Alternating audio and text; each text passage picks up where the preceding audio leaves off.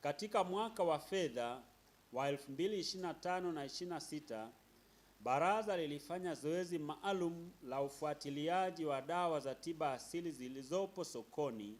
Hii zoezi linaloitwa post market surveillance katika mikoa ya Dodoma, Morogoro, Pwani na Dar es Salaam. Katika zoezi hilo, baadhi ya dawa zilibainika kuwa na mapungufu katika vifungashio, taarifa za lebo, ujazo, dozi na muda wa matumizi. Aidha, dawa moja ya Joy, inaitwa Joy, ilibainika kuwa na sumu kuvu kwa kiwango kisichokubalika, hali iliyoashiria kutokuzingatiwa kwa viwango bora vya uzalishaji wa dawa asili, hususani wakati wa ukaushaji na uhifadhi wa dawa ghafi na dawa zilizokamilika.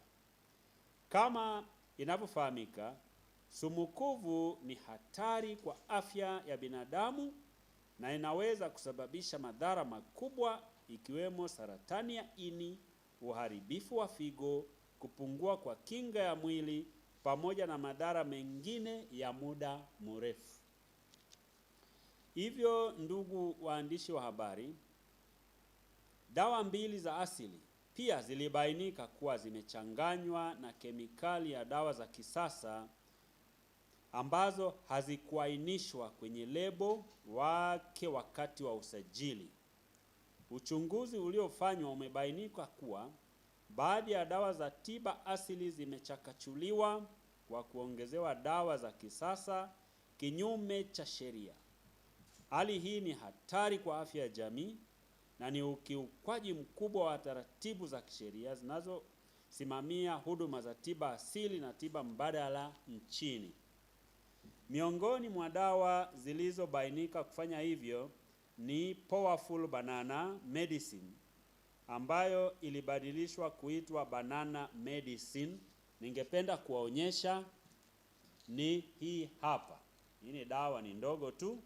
Hii ndio Powerful Banana Medicine.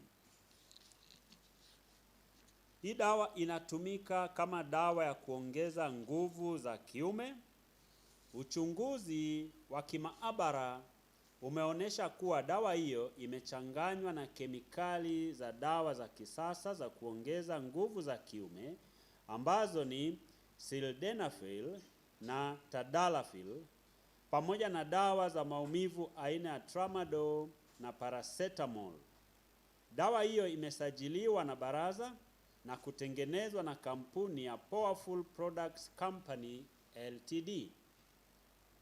Aidha, dawa nyingine iliyobainika ni Vitamax. Hii hapa waandishi, hii dawa inaitwa Vitamax, lakini ina dada yake ambayo ni hii hapa. Ingredients ni the same, zinatofautika tu katika matengenezo. Hii inaitwa Bioherbs Pro Royal King Honey. Zote ni the same, zote ni sawa. Kwa hiyo ningependa tu mzione na wananchi pia wazione.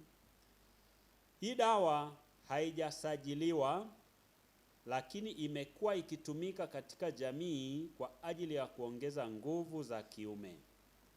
Kwenye lebo yake imeonyesha kuwa ina viambata vya miti dawa ambavyo mti mmoja inaitwa Radix au Ricoma, nyingine ni Longfolia, nyingine ni Radix panax na nyingine ni Lepidium meyeni. Hata hivyo, huo uchunguzi wa kimaabara haukubaini uwepo wa kemikali zozote zinazotokana na hizo dawa zilizotajwa.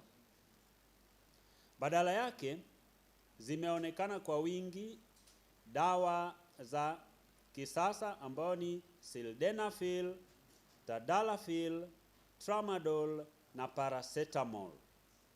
Dawa hiyo hutengenezwa na kampuni ya Superfood International iliyopo nchini Malaysia.